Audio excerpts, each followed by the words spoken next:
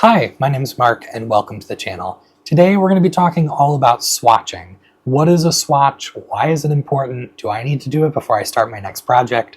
We're going to be working through two different swatches for two different projects, deciding if it's the right yarn choice, the right color choices, and if these fibers will even work for the projects I have in mind. So if any of that has piqued your interest, stick around. Let's get into it.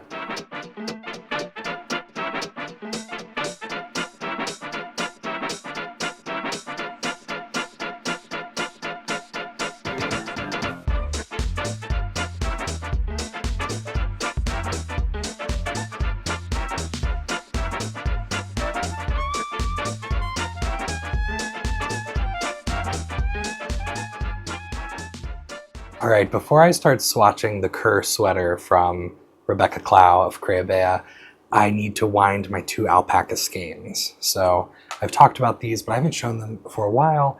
Here's the first color. This is from Amano. It's Eco Puna, 100% baby alpaca, comes from Peru. And this color is, I don't know the name of it, 4106. And this is a dyed yarn to get this blue denim navy color.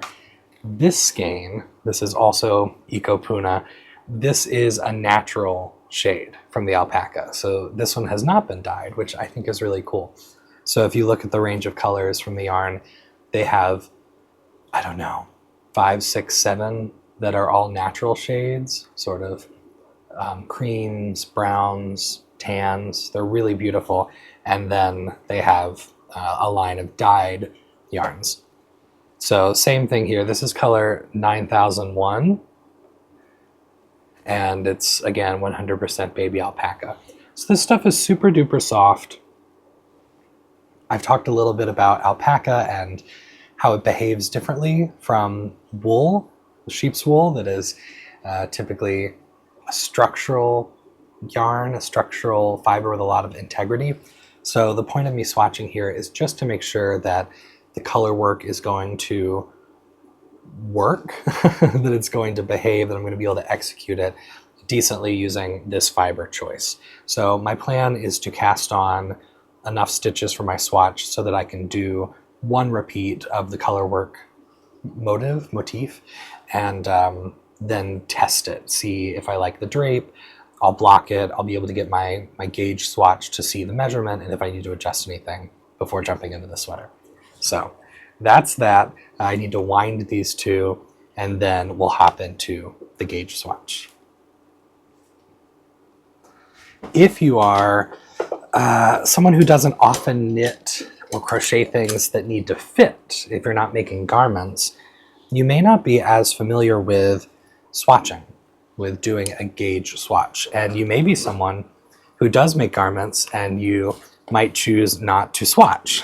So if you're in either of those camps and you're wondering, what do I mean by making a swatch? Why do I need to do that? How is it going to affect the whole process of making this garment? A gauge swatch, a lot of people will tell you, is necessary. Is it always necessary? Not always. If you're using a yarn that you've used before on the same size needles with the same type of stitch pattern, then you probably don't have to do a gauge swatch. If I've made a sweater using wool stock, one of my favorite yarns, it's worsted weight, and I used, let's say, a 4.5 millimeter needle, and it was done in the round as a stockinette sweater with stripes.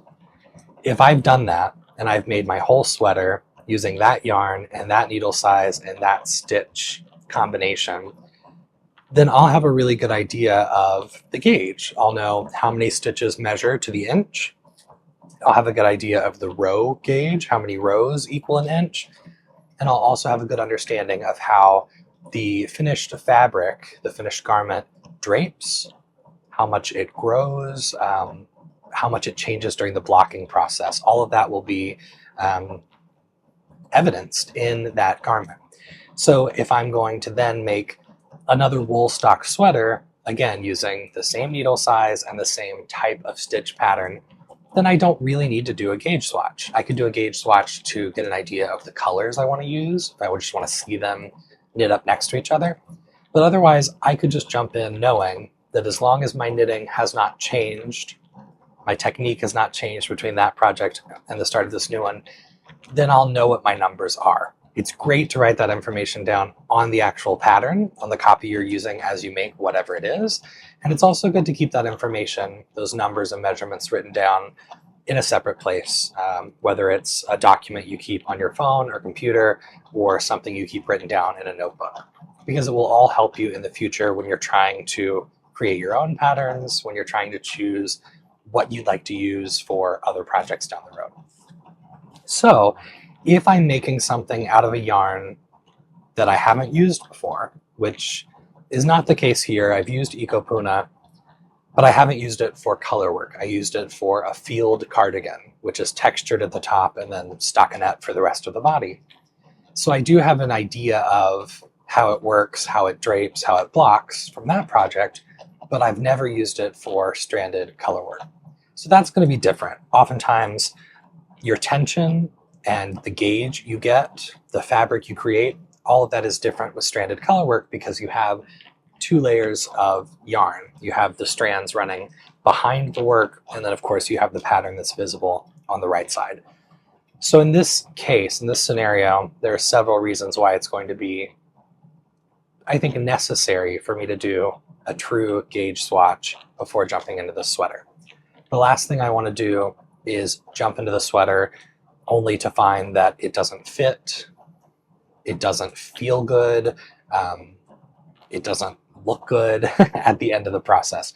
That would be a lot of time and a lot of money wasted, and I don't want to dislike the project. Ideally, I want to be really happy with whatever I'm making from start to finish, from daydreaming about the yarn, winding, casting on, executing the project, and then doing the finishing work. So this is just something you can do to help set yourself up for success. So I have my first skein wound. It's a really beautiful yarn. It's really,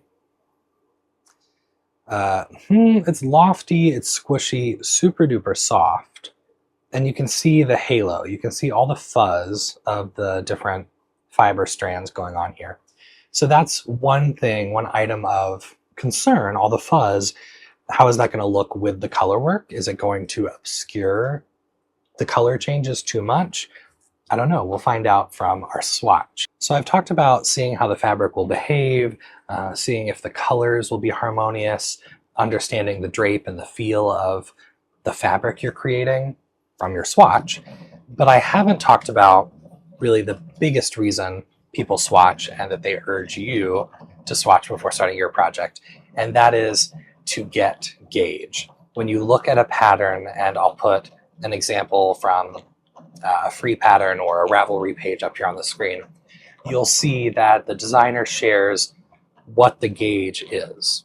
And this is to show you what you should be getting, what you should be aiming for, so that whatever size you choose to make actually corresponds to the resulting sweater or garment that you're creating. And it also shows you what kind of yarns, what weight of fiber you can choose from. If you're a really experienced knitter and you do keep track of all of your numbers, like I mentioned before, you could look at a gauge recommendation and say, okay, 22 stitches equals 4 inches, and you would know pretty quickly all of the different yarns you've used before with whatever needle size you need, all of the ones that achieve 22 stitches for 4 inches. And then that's your palette. That's what you can choose from immediately and know that would work for this garment, that would work for this sweater. If you haven't made as many and you don't keep track of numbers in that way, or your brain just doesn't work that way, mine doesn't really work that way, what it does for me is it shows me, okay, when I do my swatch, when I sit down and get started with this, that's what I'm aiming for. I would ideally like to get the result of 22 stitches equaling 4 inches using the weight of yarn recommended and the needle size recommended. So here, I'm starting with a DK weight yarn, and I'm going to use the recommended 4mm needle, and I'll cast on my stitches, I'll work my swatch, and then I will block it and measure it. I can also measure it before I block it, but I'll know that with the blocking, my measurements will change. Sometimes you can block things so that they're not really any bigger or any smaller than your sort of raw knitting, but typically you do want to lay your fabric out so it's evenly tensioned, especially if it's color work. You have all those floats. Sometimes you have the yarn bunching up. When you're working on your needles, of course, your knitting is being manipulated so much. So when you block, the idea is that you are getting a very even, I was going to say unmanipulated. You're manipulating your sweater when you block it, but the idea is that you're getting a very tidy, very even, very polished piece of fabric from that process of soaking or steaming or spritzing and then laying out to set. So I have a little bit of winding to finish here, then I'll cast on my stitches and I'll show you how I work my swatch so that it most accurately matches whatever technique is called for in the pattern itself.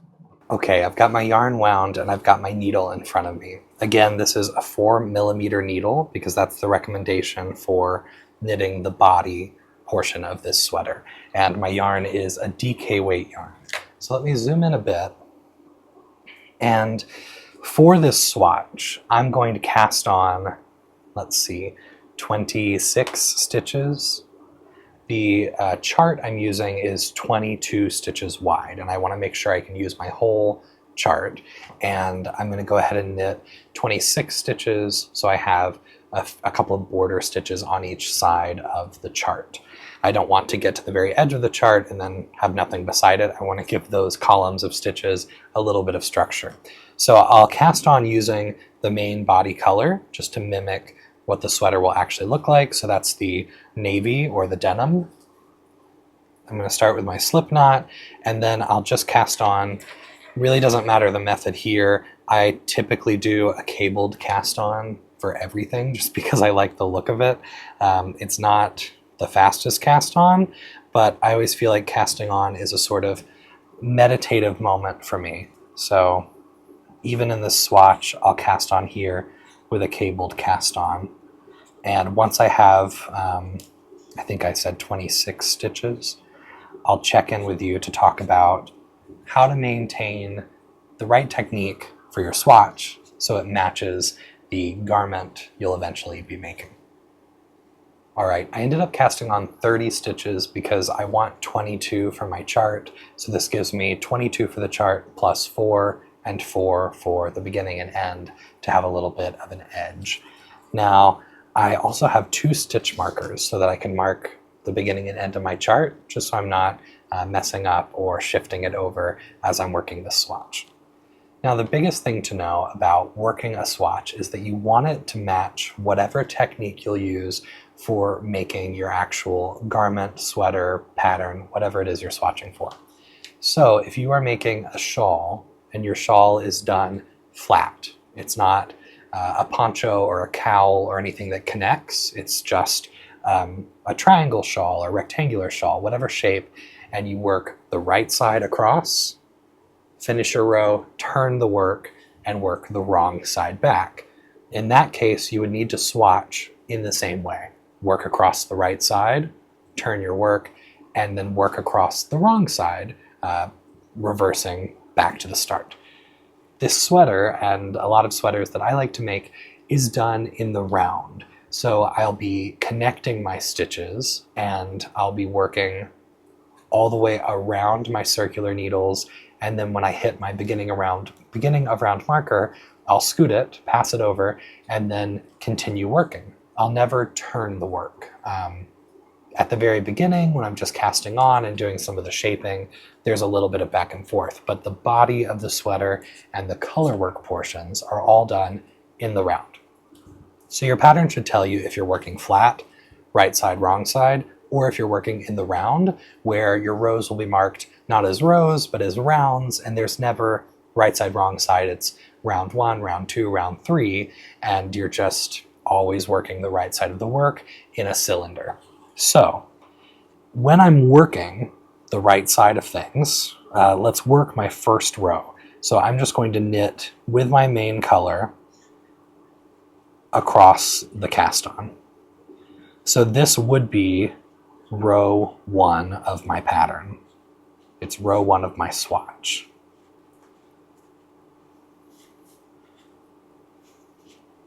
And I'm going to fast forward through knitting these stitches.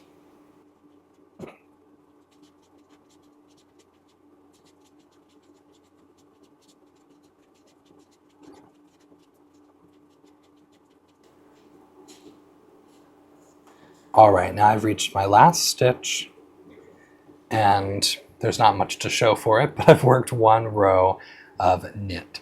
And the stitch, the fabric I'm creating here is stockinette. So every right side will be knit.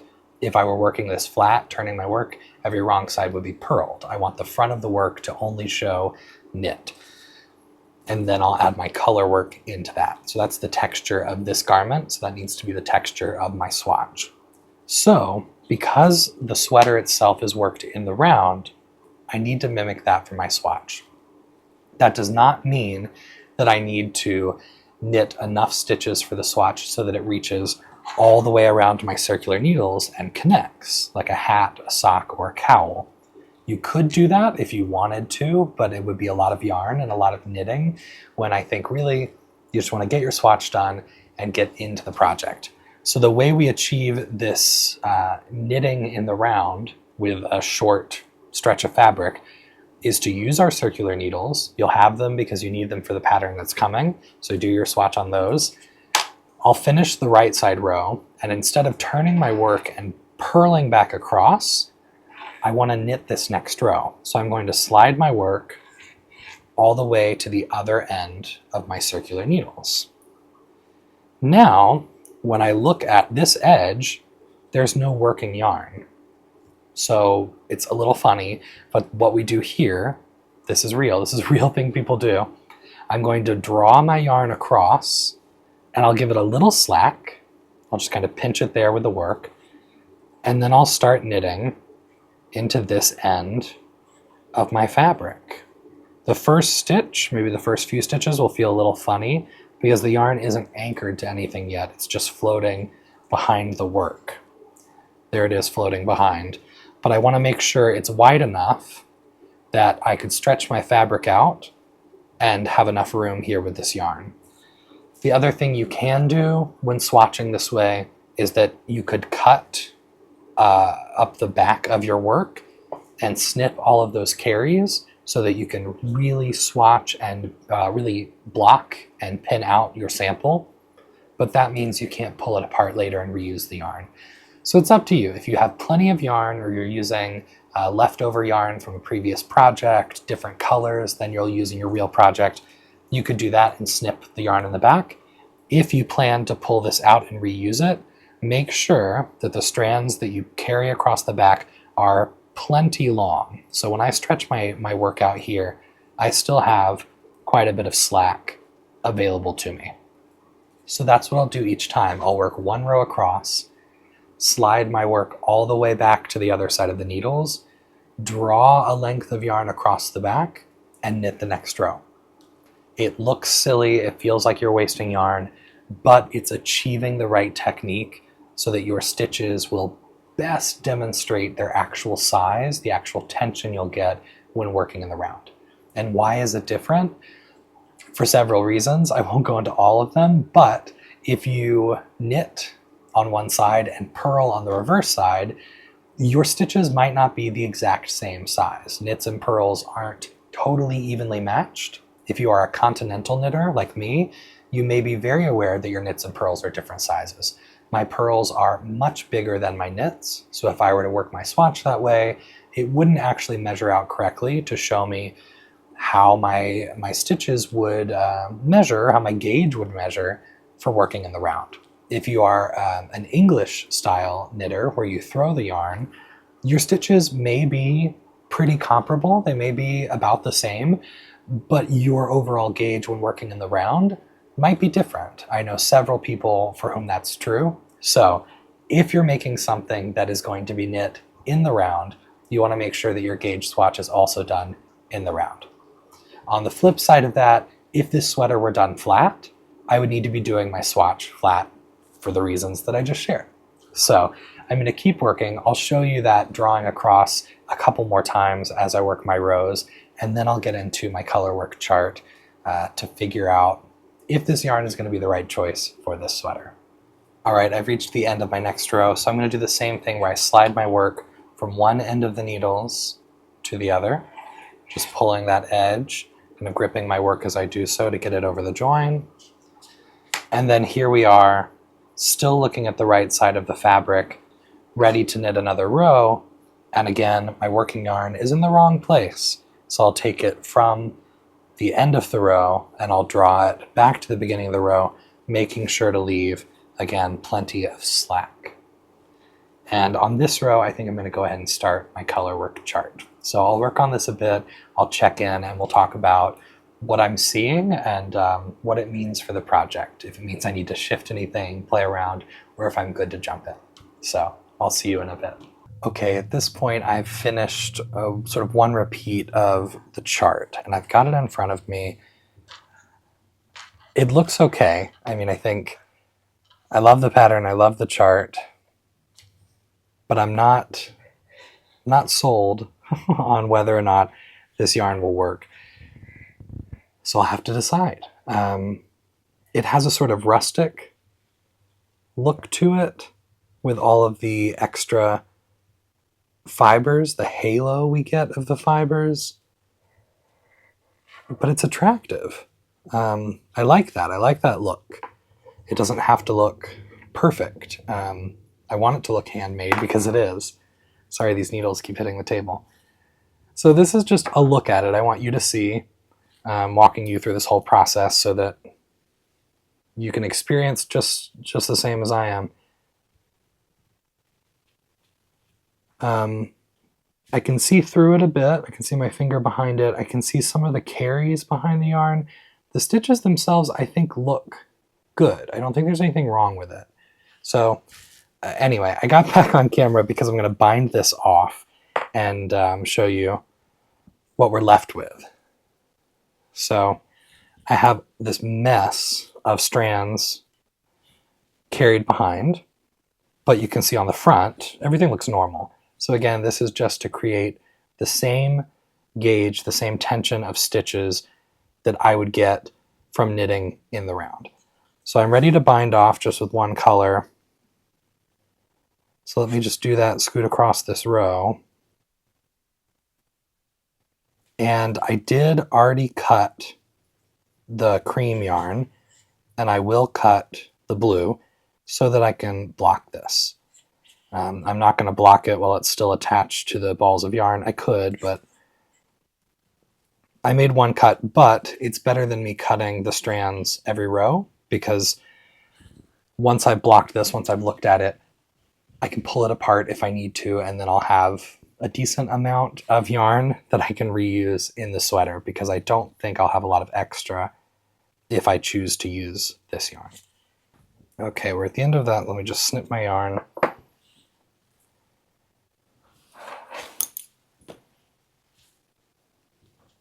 And we'll take another look.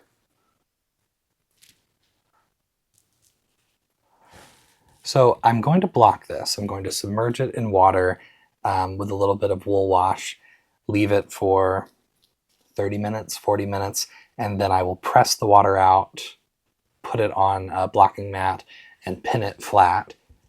And once it blocks, we'll compare. We'll see how different it looks. So this is pre-blocked. You can see a little bit of gappiness. I'm hoping that with the blocking, the yarn will bloom and the stitches will fill in that space, which is what I'm used to with natural fiber like this. So if that's the case, if the stitches fill in and bloom, then I'm happy with it. I like it. But if it's still gappy and I can still see through it, I don't want to go down in needle size. I'm already on a 4mm, which feels appropriate. I wouldn't want to be any smaller. So all of that to say, it's time to block, then we'll take another look at it. Before we do so, I pulled this down, my halibut sweater from Caitlin Hunter. I used wool for this, non-superwash wool, and I just want to show you the difference in how the color work appears. Hopefully you can tell that on the non-superwash, the color work is almost rigid. It really fills itself in, where here there's a holiness and airiness to it, which is just different. And I'm not opposed to that, but we'll see. We'll see how it ends up after we've blocked. So let's do that. Okay, I've got my basin, and I've also got a little bit of soak, a little bit of wool wash. So I'll just put the tiniest bit, because we're blocking the tiniest thing ever. I'll just give that a little swirl, and then we'll take a few minutes to submerge the sample, the swatch. And I want to make sure that it's really saturated so that it's not just going to float to the top and sit on top. Some fibers really repel water, so depending on what you're blocking, you might need to spend a few minutes really making sure that you're pressing whatever it is into the water, letting the water totally saturate and absorb. Immediately, it looks so different filled with water. So we're going to leave that there, leave it under the water for, again, 30 to 40 minutes. I'll come back, we'll press it out, and I'll lay it flat, probably pin it in place, just to get the best idea of what this is going to look like, how the fiber is going to behave. So we'll check in when that's done. All right, while the Alpaca swatch is blocking and drying, we are going to take a look at the SEAGLASS sweater colors that I've picked out, and we're going to do a little bit of swatching. It's all about swatching today. So first of all, if you were here for the SEAGLASS video where I talk about the colors that Megan and I picked, you'll know that I'm using fingering weight yarn instead of DK weight yarn. So if you're not familiar, fingering weight, it's like sock yarn. It's lighter in weight. It's a thinner strand than a DK weight. It's not the furthest thing away, but it is a full weight lighter.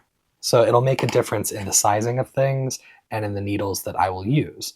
So the pattern calls for a 5mm needle on DK weight, and I'm going to try a 4.5mm needle with my fingering weight yarn, knowing that maybe that'll be a little too loose and I might need to go to a 4mm needle. So I have both needles to try. That's going to be part of the goal of swatching, to see what kind of fabric I like. The other goal is to figure out how I'm going to paste the colors. So I have the colors here in front of me, and I don't have a background color. That was one of the initial ideas, have something that will run through the whole sweater. Instead, we went with 7 colors total. That's the yardage I'll need, 7 of these, and they're all going to be pasted equally throughout. So some ideas include having 2 colors paired together for a row, and then moving to 2 other colors in the next row, and then after that 2 more colors. Then we have a 7th, and so when we get to the 7th, we would pair something from the first. In that next row, we'd have a different combination than before. So it would really be random. It would really be wacky and kind of scrappy in its look. In the pattern, they talk about carrying your background color if you do that, or using different colors every time. Someone in the comments had a beautiful idea, and that was to use 2 colors together. Let's say I start with these 2 in my first row. Then in the second row, I would use one of those.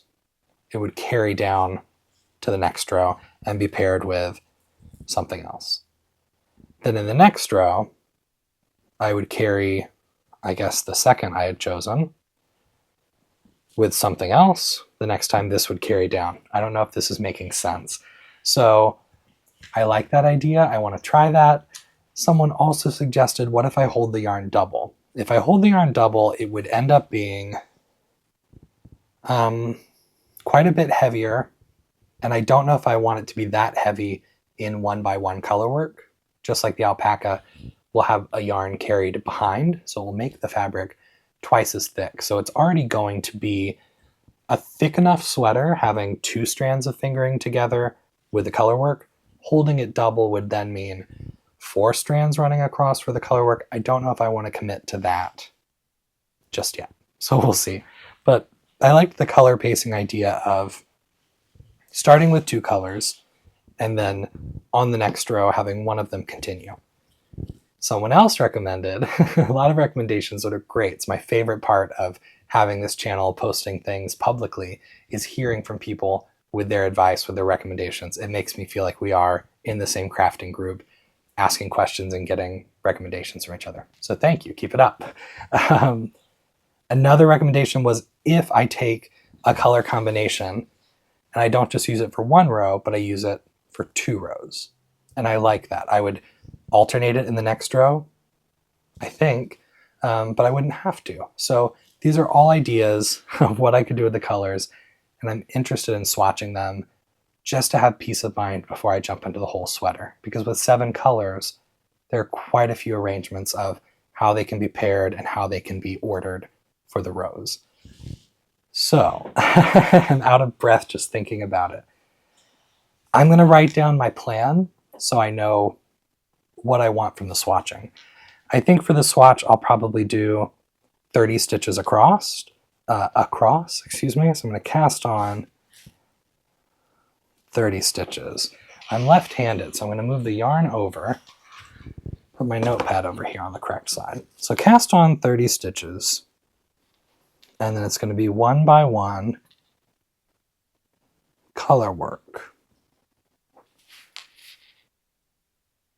And the order of these, another recommendation was to go with rainbow order. So I don't really have a red. This one's kind of the most red. Red, orange, yellow, green. What is that? Which would be pretty. So this is going to be the first way I try my colors. 1, 2, 3, 4, 5, 6, 7. So that's going to be row 1, red, orange. And then I'm going to try the recommendation of the next row having 1 color carried down. So row 2 would be orange, yellow. Row 3, yellow, green. Row 4, green, blue. Row 5, blue, indigo. And then row 6, indigo, violet. And then I guess 7 would be violet with red. And then red with, is it back to red and orange then? My head feels like it's going to explode. So I ended with violet and red next to each other. And then the next row, the red carries down and needs to be paired with one of the originals, which is orange. And then the sequence would repeat. So row 8 is row 1. I think that makes sense. All right, I'm back. It's the next day and I have a good bit of updating to give you about these swatches for both projects. So let me unpack a bit of my bag and we'll get into that. Peep this adorable bag if you're interested in knowing more about it. There's an episode coming next Wednesday all about that bag. So I love it. Maybe you'll like it too. So come back and see that Wednesday. So I've got a whole mess in front of me. That's sort of the theme of this video. The mess of swatching, the time it takes to really consider different colors, consider a fiber for a project, and figure out if it's the right choice. So let me just clean this up and break it all down. Let's start with the alpaca sweater. So this is the Kerr sweater that I wanted to use my alpaca for. So I have two skeins, I showed them earlier, of Eco Puna Alpaca. This is a natural shade. This is a dyed shade. I think they're beautiful. I love, love, love the contrast. And I swatched. I did my chart, and I showed it to you when it was still damp. But here it is completely dry. And it doesn't look bad. There's really nothing wrong with it. It's nice. Just going to show you the up-close detail of it. My initial thoughts. My first thought is that it's very scruffy with all of the long fibers from the alpaca, which again is fine, but I don't know if I love that for this color work example. The next issue is that the swatch is still see-through. I don't know if you can see my finger running behind, kind of playing with the light and shadow. And for this project, I don't want to end up with a sweater that feels and looks see-through. I want it to have enough structure that the color work can stand up for itself. I knew going in that the alpaca wouldn't have a lot of structure, but seeing it and feeling it now that it's swatched up and blocked, I know that it's just not the right thing for this sweater. I think the colors look great and the color work is interesting, but it's not quite holding up. I showed you the example of my halibut sweater. I'm looking for more of that final feel. So I think I am going to end up going with a non-superwash yarn for this project, a non-superwash wool. So initially I had these two colors to work from, and then I was trying to think of other things I have, other things that are carried at my local shop, and I came up with this combination. I'm a big fan of this sort of rust. There's a lovely cat hair on there. Big fan of this rust, and I have some of this sort of white to go with it. These are colors that I used in my Maya cardigan that I have behind me on the shelf. I'll grab it. You can see the rust and the white together in this sweater example. And I think this color work is really beautiful. So I thought maybe these two together would be great for the sweater. But when I got to my local shop, this is not in great stock. There are only a couple. And this one is completely out of stock, back ordered from the company right now.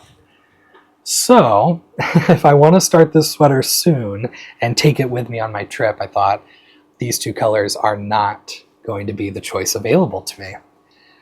So I looked at other options in Scout. This is Scout from Kelborn Woolens. And I didn't see colors that I loved for this project. There are a lot of colors I like from that range, but nothing just jumping out to me. So then I thought, let me look at my old friend, Woolstock, one of my favorite yarns. Excuse me. Woolstock is a worsted weight yarn. The sweater calls for DK weight, but I often substitute. I often go up or down, and then just make adjustments based on my gauge swatch. So for Woolstock, I ended up with these two shades. Wild Thyme, one of my absolute favorite yarns. I have a sweater out of this, and I love it. I love the sweater. I love the color. I like wearing it, and for a long time I've wanted another sweater out of Wild Thyme, but I just haven't come to that decision. So then paired with Wild Thyme is this earthy driftwood, which I actually already have some of this wound behind me for the Oban sweater, which I want to do. It's one of the ones I thought about taking on the trip, but decided not to, just for the level of the pattern and also the amount of yarn I would need to take. So I like these two a lot. I think they're beautiful together. I'll hold them both up here. And I know I like how the yarn behaves. It's beautiful for color work. So this is my new decision. I'm a little sad not to use my alpaca, but I have the alpaca. I'll have to use it for something down the road, probably a textured sweater, something that that doesn't need to hold to itself and have quite as much structure as color work. So this is my new choice for the Kerr sweater, thanks to my swatching adventure. Next up is the bigger event here, and that is playing around with all of these colors for my SEAGLASS sweater. And I think I'm going to do it. I think the SEAGLASS sweater is going to be my first knit along. If you're interested in making a project along with me, I think this is the one I'm going to do. So I've mentioned I've got my trip coming up. I'll be gone for several weeks, so I won't start this until the fall, until I'm back at the end of September. So we might kick this off in October, but I'll put details out and the parameters and what's going on with a knit along. And if you're interested in that, let me know. So go ahead and leave a comment on the video if you're interested in a knit along with me. Put that interest down in the comments, and then I'll gauge more interest in future videos and on Instagram, and then eventually I'll roll out all of that information. So I'll make sure to share it everywhere so that you don't miss it in case you're interested. So back to my colors. Quite a few colors here, and the last time we sat down together, I showed you my plan. First, to run them in rainbow order, carrying each color down to the next row. So there's a little bit of carry through. And then I thought, what other color range could I do? I have Megan's color range. This is the order of colors that Megan and I put together when we were at the store. So I've got that order here, and I swatched that arrangement as well. So let me show you those two things first. All right, I've cleaned my swatch up. I sewed up the edges of it and then cut all of the strands. And we'll start at the bottom. At the very bottom of this swatch, we have rainbow order, one row at a time. And it's attractive, it's really pretty. The next thing I tried was rainbow order, repeating each row twice. So not inverting it, but just repeating it, so you'll see a stack of 2 yellow stitches, 2 green stitches, etc. And both of these were ideas from the comments in the video.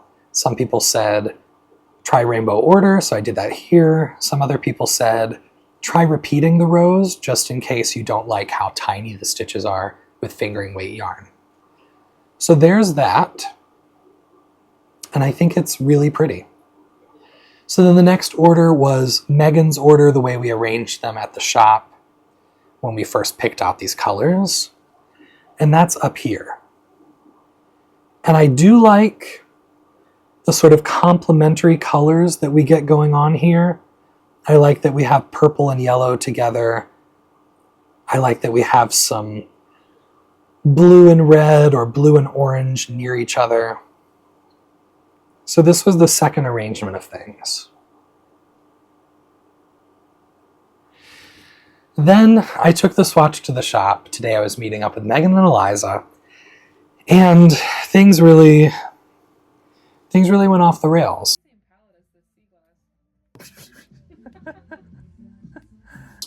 So I have a lot in front of me, and I'll show that off. We added 2 more colors to the mix and took out brass. And that ended up with this arrangement of colors. Starting at the bottom, which I felt was a little too muted, so I wanted to put the brass back in. So here it is at the top. We also played around with adding a sort of graphite charcoal in here. And then I felt like I was just getting bands of color that were too strong, too dark, too punchy, too muted. So we changed the arrangement again, taking the black out, adding the brass in. So this is closer to the original color scheme, except I've added this color, this brown, which is called Black Truffle. And I liked this arrangement a lot. So this kind of became the choice. And then I was reflecting on it, looking at it more, and I just felt like there was a band here at the bottom that was, I don't know, almost like pastel. This that gets a little too muted for me, the pastels again, and then at the top, very bold, very saturated colors. And from a distance, those are the stripes I see. It almost looks like a sort of Fair Isle motif where I see the horizontal bands of color arrangement. And I didn't love that. So then when I flip it down, same thing here where I'm really seeing dedicated bands of color breaking up the swatch. So then I looked back at my first swatch. I think the rainbow is still really attractive, maybe a little too on the nose for me. And then when I look at the mixed up order of the rainbow, I do see sort of the strongest band here at the yellow, but the rest of it seems balanced. It seems like the colors are all equally bright, equally saturated, and I'm a fan of it. So I started with this swatch yesterday. Today I spent a couple of hours swatching new colors, which I like. I think it's really pretty, but it reminds me too much of Fair Isle motifs, and I have a video coming out next week on Fair Isle, and I'm choosing colors, narrowing down patterns and color palettes for Fair Isle sweaters that I will purchase the yarn for when I'm in Scotland. So I don't want to end up with something else that's too close to all of those palettes.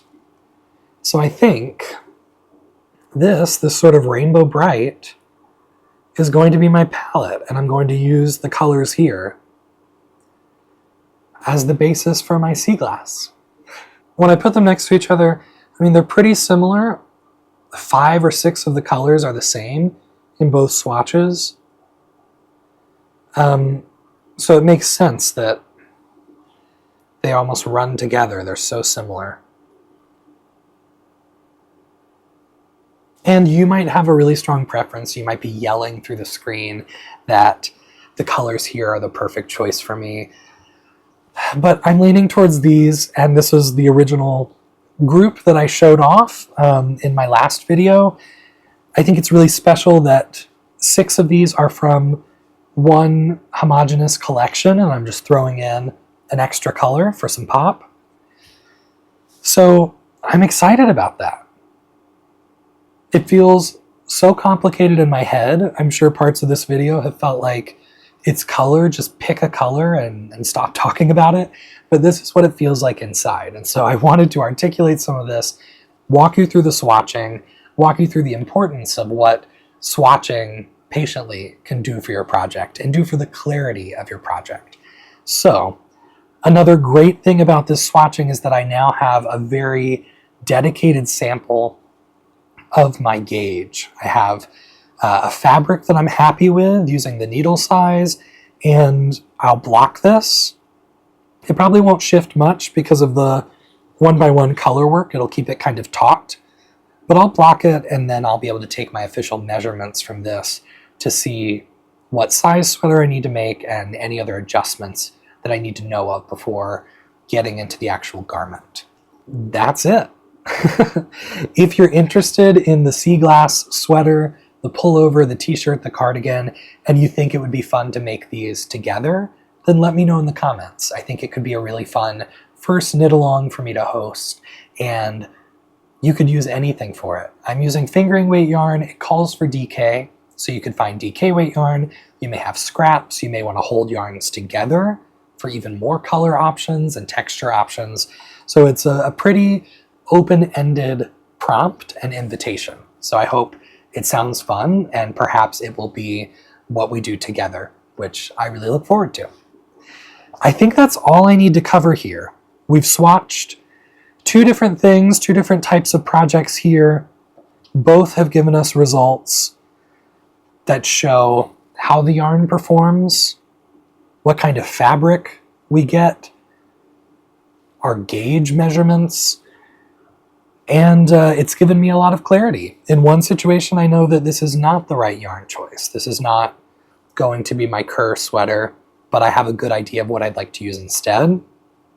And then in this case, it's given me a lot of clarity about color. So one special shout out when I was at the shop today, toying with all this color, Linda L, I told you I'd give you a shout out. You were very helpful to weigh in. And so that's something really fun. If you have a local shop or you have crafting groups and you can take your options, you can take what you're thinking to those groups and then say, can I get a vote? Can I get some opinions? And maybe everybody else's vote won't be what you really want to do. And then you'll know, you'll say, no, I really want to go with my gut. Other times it might help you shape your decision and feel even better about starting your project. So thanks, Linda. Thank you to all of you who comment and give me your opinions and tell me your stories. I appreciate so much of this community that we are really investing in here.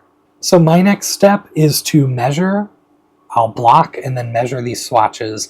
I'll write that information down. I'll have all my color orders written down just to remind me of exactly what I want to do when it's time for me to cast on this project. Let me know what you're making in the comments below. Let me know if you make swatches before you jump in or if you skip over that step. People do things all different ways and none of them are better than anyone else's ways. So share your stories below. Thanks for being here with me. Come back and see me on Wednesday. I'll talk about some bags. Come see me next Saturday. I'll be narrowing down my Fair Isle pattern choices and showing you my potential color palettes from some beautiful color cards from Jamieson's of Shetland. And then of course, come back to the channel and see me this fall as I take you to Shetland, as I take you to the UK. We're going to be going to all sorts of yarn shops, farms, different cities. I'll be working on different projects and I would love to have you there with me. So thanks for being here. Subscribe to the channel for future videos. Visit me on Instagram at MakerMarkKnits or on Ravelry at MakerMarkKnits. And you can check out my Patreon as well to see how you can play a bigger role in supporting the channel if that interests you. Thanks for being with me. Happy knitting, happy crocheting, happy crafting to you. And hopefully I'll see you in the next one. Bye.